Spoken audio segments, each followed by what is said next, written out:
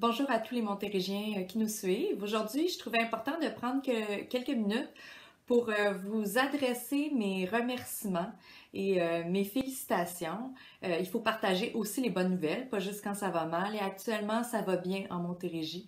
Ça fait de nombreuses semaines que nos taux de contagion sont en chute, nos nombres de cas sont en chute et ça fait même 4 semaines où on est plus dans des taux qu'on pourrait qualifier de orange, donc près de 4 semaines.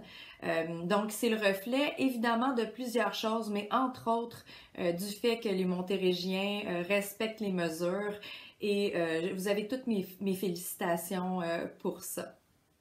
Bien entendu, il y en a qui se demandent comment ça se fait que, même si on le voit, les taux sont plus des taux orange depuis quelques semaines, pourquoi on est encore dans le rouge, pourquoi on n'a pas basculé dans l'orange comme l'ont fait d'autres régions? Bien, d'abord, il y a une question de stabilité. Les régions qui ont basculé dans l'orange étaient souvent en orange et même en jaune depuis plus longtemps, donc ça prend une stabilité pour être sûr que vraiment la propagation, elle est limitée dans la région. Il y a aussi la question de la proximité de Montréal où ça circule beaucoup et on sait qu'il y a beaucoup de Montérégiens qui se rendent à Montréal, notamment pour travailler. Et il y a la question des variants. Donc, on a plusieurs cas de variants présomptifs en Montérégie, des cas de variants qui ont été nouvellement confirmés aussi. Donc, ça, c'est sûr que ça nous inquiète. On veut surtout pas qu'il y ait une vague qui soit causée par des variants qui sont beaucoup plus contagieux. Puis, il y a aussi l'impact de la semaine de relâche. On a vu quel a été l'impact des fêtes sur la propagation. J'ai bon espoir que ça ne se répétera pas avec la semaine de relâche, mais on a besoin quand même d'avoir un certain recul pour s'assurer que cette diminution-là continue. Cela dit, sachez que mon objectif, tout comme vous, est de pouvoir assouplir certaines choses. Je suis tout à fait consciente des conséquences qui peuvent être négatives et sachez qu'on a des discussions à chaque semaine entre directeurs de santé publique et dès que la situation le permet, évidemment que je vais prôner certains assouplissements.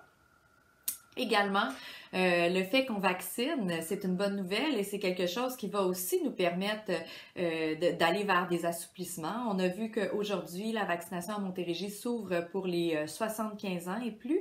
Donc, on commence à élargir davantage et les annonces de vaccins font état qu'on va en recevoir de plus en plus dans les prochaines semaines. Donc, ça aussi, c'est une excellente nouvelle. À partir du moment où on va avoir vacciné nos plus vulnérables et que ces personnes-là vont être protégées, la lutte à la pandémie va prendre une toute autre tournure parce qu'on se rappelle que c'est vraiment pour protéger nos personnes vulnérables qu'on fait tous ces efforts depuis 1 an. Donc, à l'aube de ce premier anniversaire, qui est pas un anniversaire joyeux, je voulais prendre ces minutes-là pour vous féliciter, puis vous dire que je me croise les doigts pour que ces bons résultats-là en Montérégie perdurent, pour qu'on puisse retrouver rapidement certains assouplissements et éventuellement une vie normale avec la vaccination. Donc, merci encore et bonne journée à tout le monde.